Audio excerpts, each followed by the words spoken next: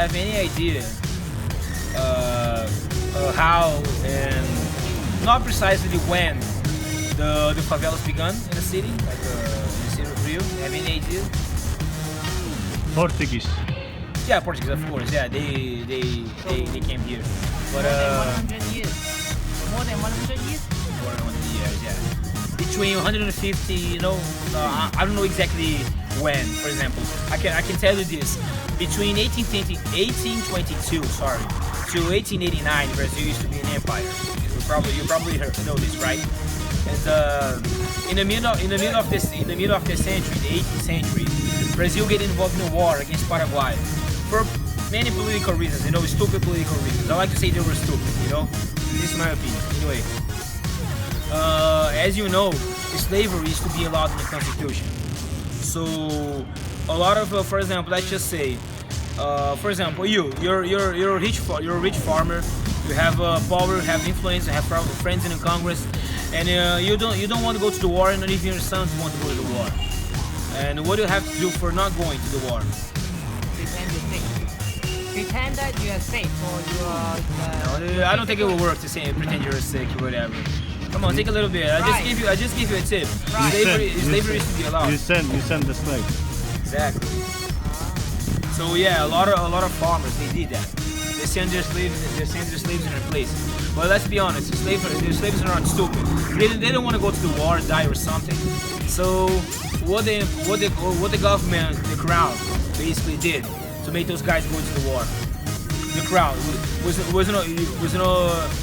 Brazil used to be an empire, not a government. Yeah. So what the crown did. Give them the land, of course. Exactly. If you come back alive, you have freedom, you have a land, you have a house or whatever. So yeah, why not? They have to promise him something so the people can. If you come back alive, you have for example, let's just say this. If I come back alive, I will have everything I always want. So yeah, why not? Yeah, but how you know you are alive? So this is only 50-50 chance. Oh, maybe more. Maybe more, yeah, you know. For example, I like to say, this is my opinion, okay? I like to say, because I studied this war, I like to say it wasn't a war, it was a slaughter. Because the Brazil basically slaughtered the Brazilian army basically slaughtered the Paraguay army, you know? I like to say, I guess 95% of the Brazilian army came back alive. And in the other side, 50% or 40% of the male population of Paraguay died in the war. So yeah, it was a slaughter. When it was happened, this Paraguay? Yeah, because Brazil was much more powerful military and was much more overcrowded. So yeah, Paraguay, for example, this is Brazil and this is Paraguay, you know. Even the army numbers, Brazil was Why superior. Paraguay want to fight? Doesn't have any sense. I'm not sure. Political reasons. I guess the president he wanted to cross the Rio de la Plata in the south without paying nothing for it. You know, I'm not sure. I don't remember exactly the reasons why of the war, but all political reasons. You know, because I like to say, for example, between countries there's no friendship. There's interesting.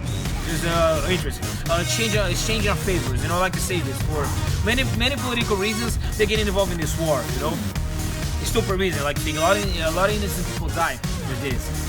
But anyway, this is my opinion because I studied this.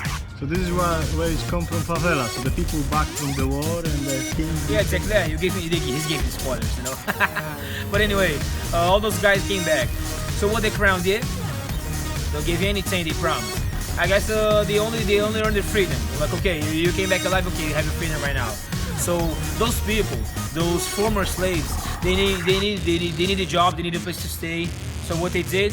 They went to the hills. Because I don't know. For example, this is the city today. This is the whole city today. Back in the 18th century, this used to be the city.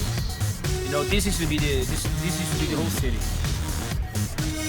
So yeah, all the people were concentrating in this area. They need a job. They need a place to stay. They need to eat. So what they did, they found any job they can, like simple jobs. They found anything they could. They were former soldiers, former slaves, and then they needed a place to stay. And you know what the crown did? You want a house? You want a house? Go to the hills. So a lot of people, they went to the hills because they need a place to stay, and they need to live close to the place where they work. You know, they work. For example, I came to the hill, but I work in Barra, for example. the same thing. I have to live close to the place where I work. This is basically how it works. You know, this explains a little bit how the people start going to the hills. This explains a little bit. And the second part of the process began between 1910 and 1905. You know, in the 19th century. As you know, assume you know, slavery was no longer allowed in the Constitution. Slavery, you know, thanks to the England, they put a lot of pressure in the South American countries to end the slavery. Not because they were concerned about the human rights, because they want people to buy their products, you know. But anyway, slavery was no longer allowed. But a lot of former slaves, they still live in the poor conditions. They still need a job or whatever. So yeah, basically the city have a lot of these wooden houses, all these, you know, really used to be really messy.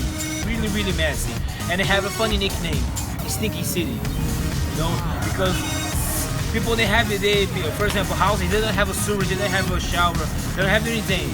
People basically need do those things outside the house, or throw away to the window. Basically, this is what happened. Yeah, I know. This explains the name, Stinky City, and the city mayor, he had a plan, bring infrastructure and bring urbanization to the city. So what he did?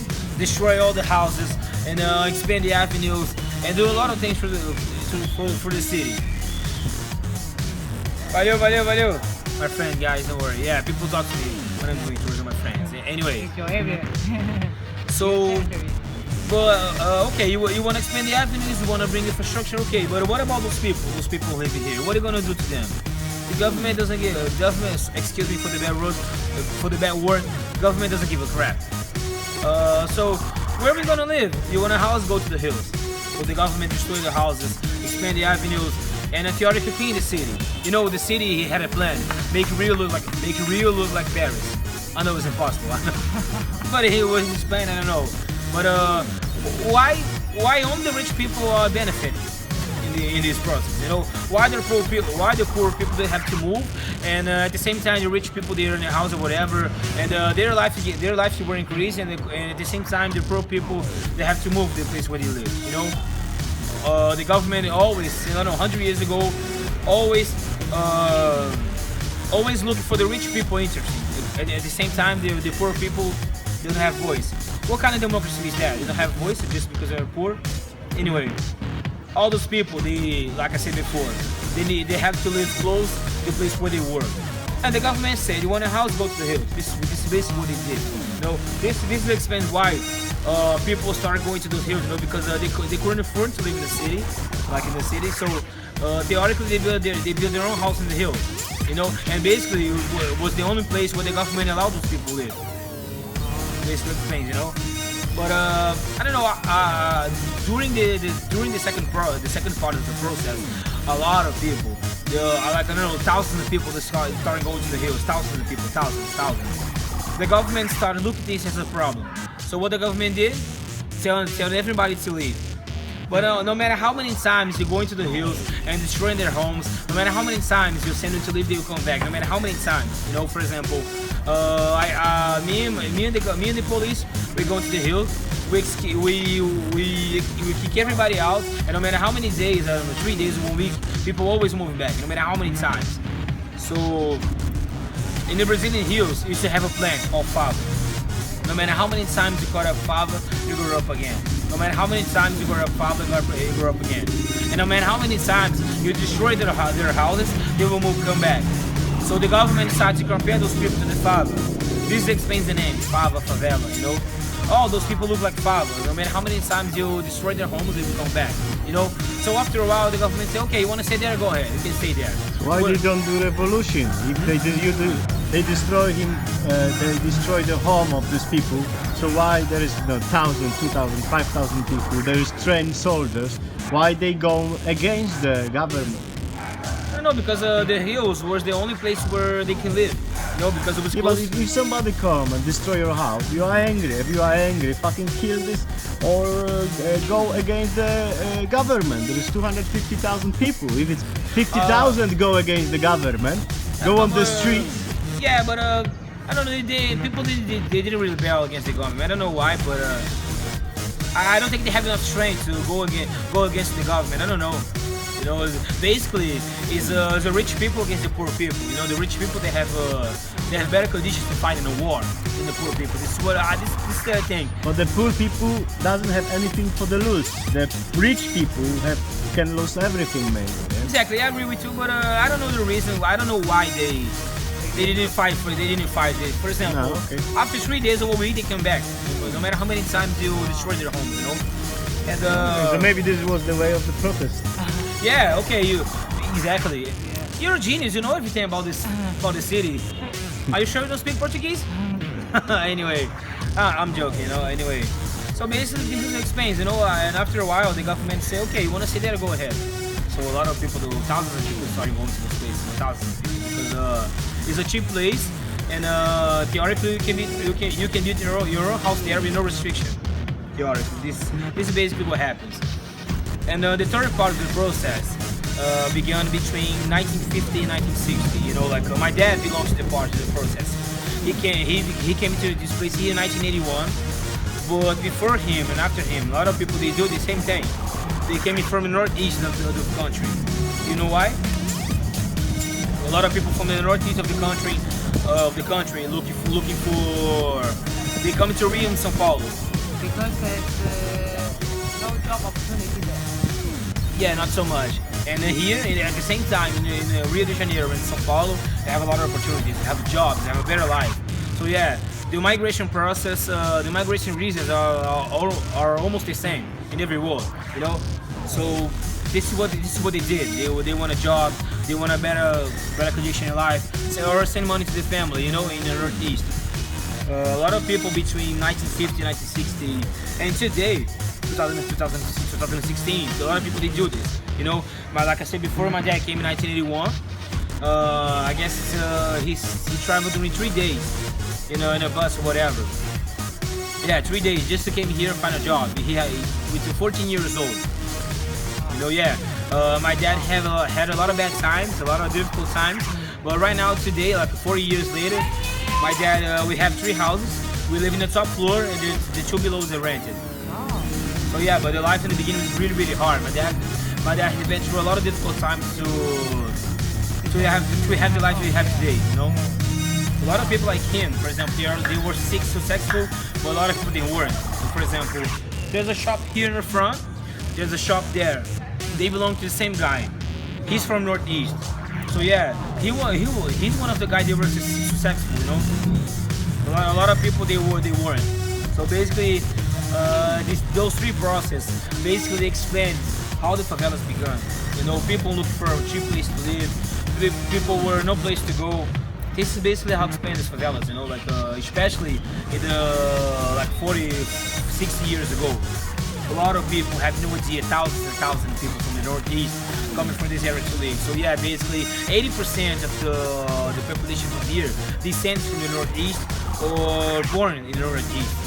Like my father, for example, is from northeast, but my mom's from here, so I'm 50-50. You know, this basically how it explains.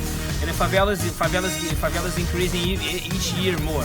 For example, today, 2016, we have over 300,000 people. Maybe in 10 years, this number gets double. I don't know. Favelas growing up, as you can The see. problem is like because the family they have children, yeah, or Yeah. there's a new immigration. Exactly. Still people coming here, still staying in Favela. People still coming here, you know, for work and send money to the family. But some people, I'm not saying everybody. Some people from the northeast, like I don't know, 40 years ago. Right now, 40 years later, they have a shop, they have something, they have a building all rent. They have plans to move back because right now, northeast is no longer the most poor region in the whole country. It's no longer. But right now, in this city here, it's really expensive. The life, it's really, really expensive. So what they did, what those people are doing right now, they have a shop or something, they rent a place and move back. So this is what, but don't get me wrong, favela is not decreasing. Favela is growing more and more each year. Some people from the northeast, they are moving back, you know, because the life in that area is much more better than here. You know, favela is decreasing even more. Favela is growing even more. Growing up, actually, a lot of buildings. This is what happens basically. you know. This is basically how I explain the process about the favelas and those things, you know. And before we start walking again, I would like to explain a quick explanation about how this favela began. You're probably sick about me asking if you have any idea, but I have to ask. Do you have any idea how this favela began? How? How? Yeah. No, not precisely, but basically, you know. Have any idea? It's close to the center of Rio. So this is No, the but supply. It's close to the center? No. No, it's not close, but for example, after a while, the city was starting to expand. So theoretically, this hill here, between 1920 and 1930, used to be empty, you know, not overcrowded. So a lot of people they come to this area to live here. In the bottom of the favela, used to be a huge coffee farm. Belonged to two families, a Spanish and Portuguese family. So theoretically, when people start coming here, the favela were expanding all the way up, you know. And this family they move out and they abandon the farm. And but before the people come here, the people used to sell these vegetables in a square back in Gávea, the neighborhood in the back. The people always sell those vegetables in the square. And when people ask, for example, where did those vegetables come from?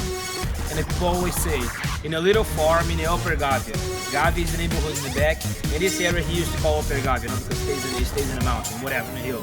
So this is why it explains Upper Gávea. After a while, people didn't say Upper Gávea anymore. People just say Little Farm. Little Farm in Portuguese means Rocinha, which is the name of the place. You know? Yeah, a small little farm, you know. This basically explains how the origin of the name. And after a while, people say, for example, where did you come from? Where do you work? Where do you work? You didn't see, people didn't say Upper Gávea anymore. People just say, I work in Rocinha, I live in Rocinha, you know, like or little farm, small farm if you like. So this basically explains the name of the community. You know, it explains. It used to be a farm. And people say, little farm, these vegetables came from the little farm in Upper Gávea, you know? Basically explains.